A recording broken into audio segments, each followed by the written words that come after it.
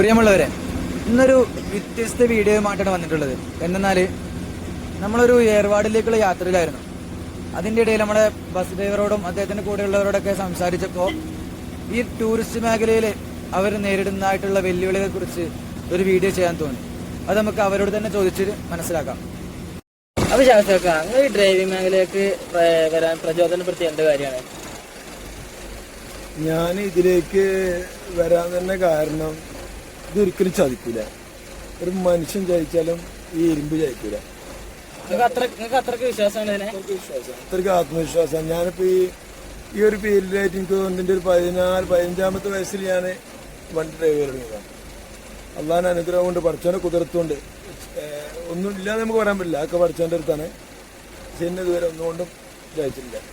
പല ആളുകളും നമ്മളെ പറ്റിച്ചും ഇതാക്കിയൊക്കെ ഉണ്ട്. പക്ഷെ ഇന്നേ വരെ ഈ ഒരു വളയുണ്ടല്ലോ, ഇതൊരു സുഖമുള്ള.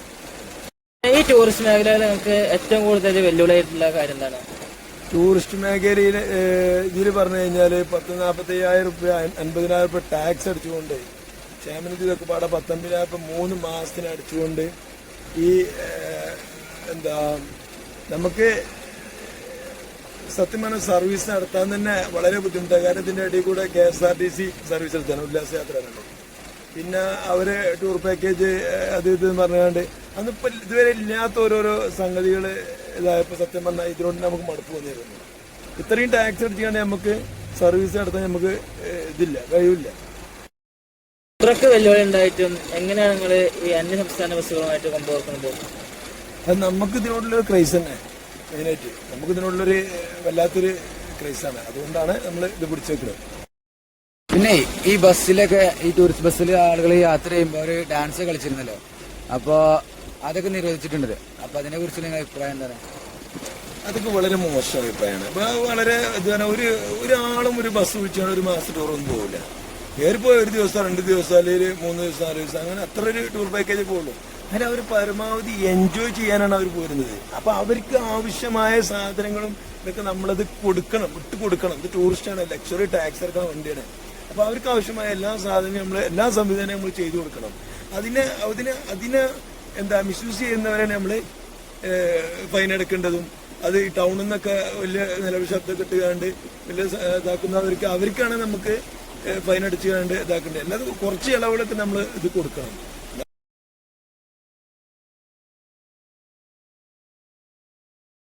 നമ്മൾ ഈ ഗണേഷ് കുമാർ സാർ കൊണ്ടുവന്നിട്ടുള്ള ഒരുപാട് നിയമങ്ങളുണ്ടല്ലോ, അതായത് ഈ കളർ കോഡിങ്, ഈ ഹെയർ ഓണുകൾ ഒഴിവാക്കുക, ഇതൊക്കെ നിങ്ങൾക്ക് ദോഷമായിട്ടാണോ അതോ ഉപകാരമായിട്ടാണോ മാറിയിട്ടുള്ളത്?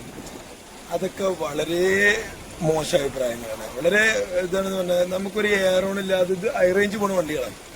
ഇപ്പൊ ഒരു ഊട്ടി ചുരം കയറുന്ന വണ്ടിയാണെന്നുണ്ടെങ്കിൽ ഒരു ബസ്സിന് പോയി കഴിഞ്ഞാൽ ചിലപ്പോൾ ഒരു പിക്കപ്പിന് സ്ഥലം ഉണ്ടാവുള്ളൂ. അത്രയും സ്ഥലങ്ങളുണ്ട്, ചെറിയ വീതി കുറഞ്ഞ റോഡുണ്ട്. അവിടുന്ന് നമ്മളൊരു എയർ ഓൺ നമ്മൾ ഇത്രയും 10-50 ആൾക്കാരും വെച്ചുകൊണ്ട് കയറി പോണ ഒരു വണ്ടി ഒരു എയർ ഓൺ നോക്കി കഴിഞ്ഞാൽ എതിരെ വരുന്ന വണ്ടി അവിടെ നിൽക്കും, നമ്മൾ വെയിറ്റ് ചെയ്ത് നിൽക്കും. ഇത് സാധാരണ നമ്മളൊരു ഓണ് അടിച്ചു കഴിഞ്ഞാൽ അത് ഒരു പക്ഷേ വണ്ടി ഇറങ്ങി വരുന്ന വണ്ടി ഒന്നും കൂടി ഇറങ്ങി വരുമായിരിക്കും. അപ്പൊ അവിടെ ബ്ലോക്ക് വരും. അത് ബ്ലോക്കിൽ വിടാനും പിന്നെ അവിടെ ഒരു വലിയൊരു ഗതാഗതം ഉണ്ടാകാനും വലിയൊരു ഇതാണ്. കാരണം ഇപ്പൊ ഇത്രയും ലോഡ് കയറ്റിയാണ്ട് ടണ്ണ് കയറ്റിയാണ്ട് വരുന്ന വലിയ ലോറികളുണ്ട്, വലിയ വണ്ടികളാണ്. അവർക്കൊന്നും ഈ എയറോണില്ലാതെ നടക്കൂല. ഇത് നമ്മള് അതിൽ പിടിച്ച് ഒരു എയറോണൊക്കെ പിടിച്ച് നശിപ്പിക്കുക, അതൊന്നും ചെയ്യരുത്. അതൊക്കെ ഒരു മന്ത്രി തന്നെ ഇല്ലാതാക്കണം. നമുക്ക് നമ്മുടെ ബസ്സിലെ മറ്റൊരു ഡ്രൈവറോടും കൂടി അഭിപ്രായം ചോദിച്ചു നോക്കാം. ഈ ഗണേഷ് കുമാർ സാറ് KSRTCനെയും നമ്മൾ ഈ ടൂറിസ്റ്റ് ബസ്സുകളെയും ഏത് രൂപത്തിലാണ് കാണുന്നത്? രണ്ടും രണ്ടായിട്ടാണോ കാണുന്നത്?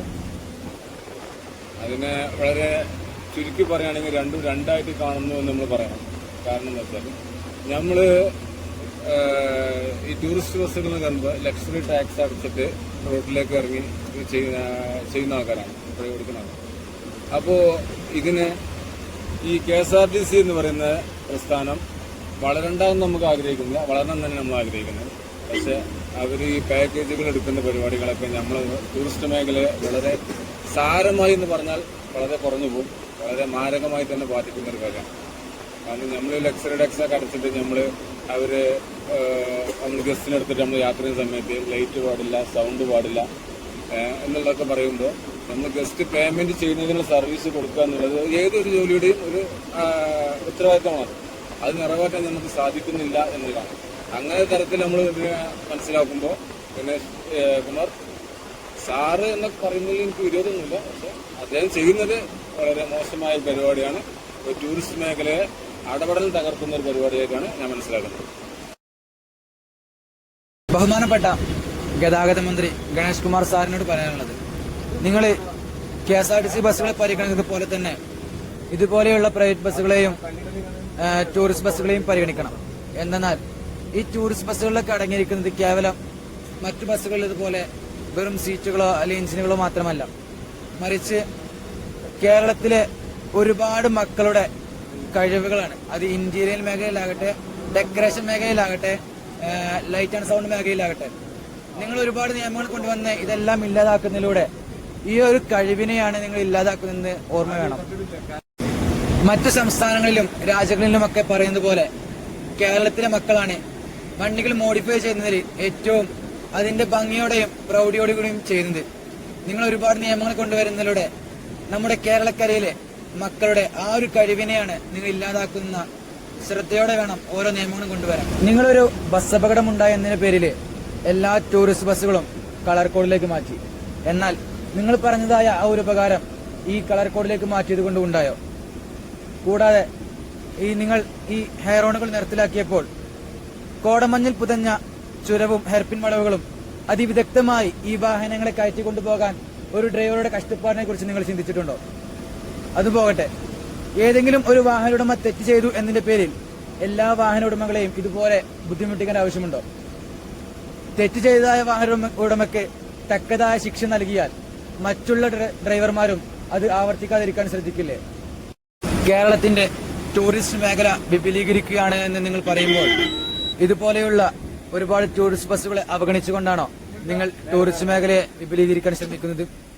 നിങ്ങൾ കൊണ്ടുവന്നതായിട്ടുള്ള ഒരുപാട് നിയമങ്ങൾ സഹിക്കാൻ കഴിയാതെ എത്രയോ വാഹനങ്ങൾ രജിസ്ട്രേഷൻ മാറ്റിപ്പോവുകയുണ്ടായി.